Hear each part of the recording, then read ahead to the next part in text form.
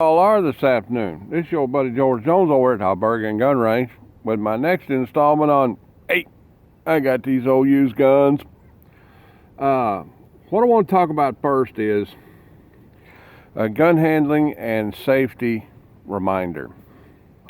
This is a beautiful Uberti 1873 Colt Peacemaker revolver.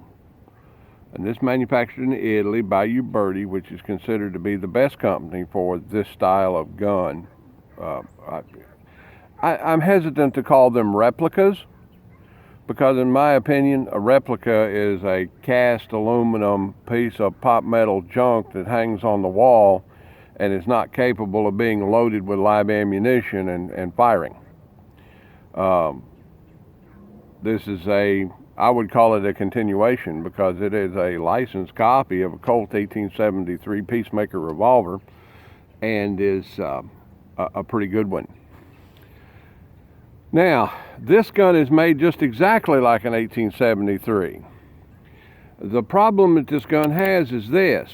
It has a fixed firing pin on the hammer, does not have any internal safety arrangement whatsoever. When you let that hammer down on a loaded cartridge, you can clearly see the gap between the battery face and the cylinder. There is a firing pin protruding. That means that when you've got a live round under the in the hammer, live round in the chamber under the hammer, that firing pin comes to rest directly on the primer. Drop that gun, boom, it might go off. Now, there is a little quarter cock on this thing if you can get it to engage, but I don't think it was meant to be there. It's not a half cock, it's kind of like a quarter cock. But it does, yeah. You pull the trigger on quarter cock, there you go. Now, how do we deal with this? And I've been over this 100 times in different videos and in classes and so forth. This is the way you deal with this problem. One, you open your cylinder gate, you put your gun on half cock to where your cylinder is in freewheel. You load a cartridge, okay? You skip that chamber next, and then you load 4.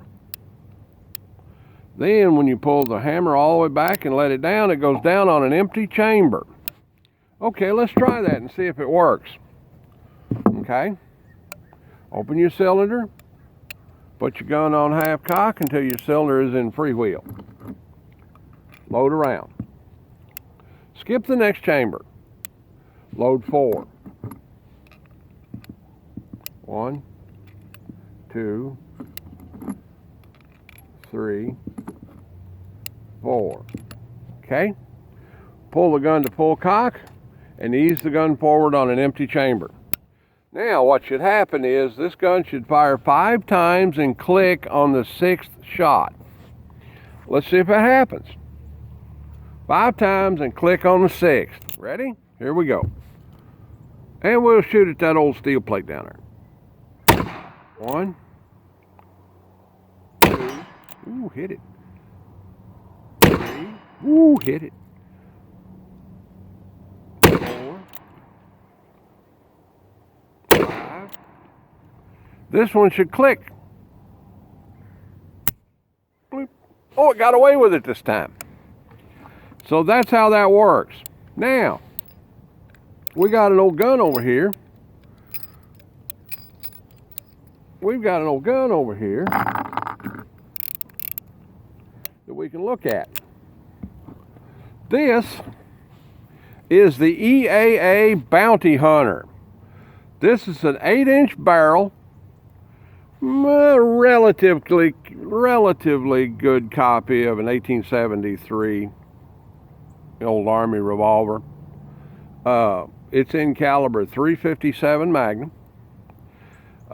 It's not a completely faithful reproduction, but it's a good enough gun to get you by if you need a Western style revolver in a centerfire cartridge.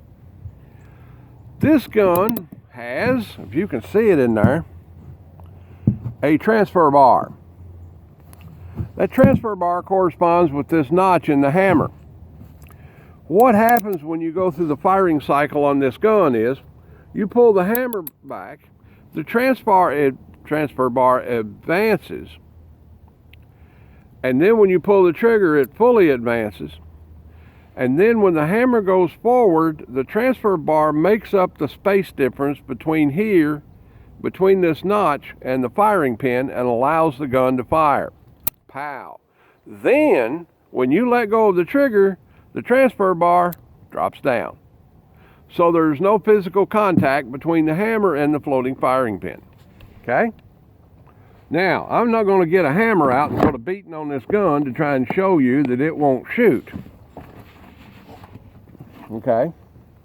But you just have to take my word for it, or take the manufacturer's literature's word for it, or take the NRA's word for it. We've shot the .45 long Colt.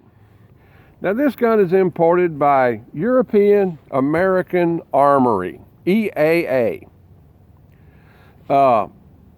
It's a pretty good gun, to tell you the truth. These guns are new available. You can buy them now.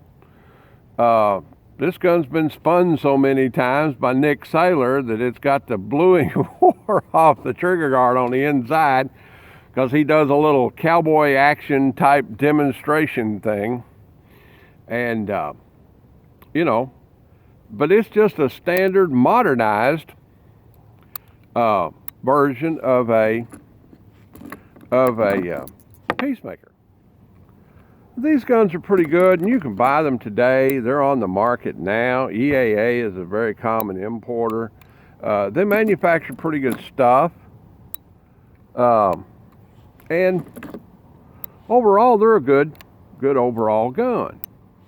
I've got a low battery warning there. I don't know where it's going to cut me off at. I think it gives me at 15%, so I'm going to try and get done with this thing. Okay, standard 10-inch steel plate down there. Let's see if we can get it to shoot it. Yeah. Yeah, everything's flying around from the muzzle blast.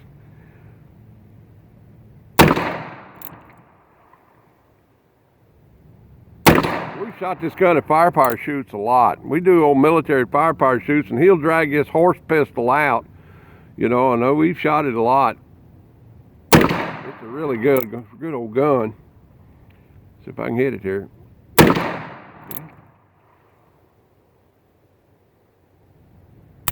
So, in the long run, basically this video is being produced as a public service announcement to teach you how to not to shoot yourself with an original vintage cowboy type gun.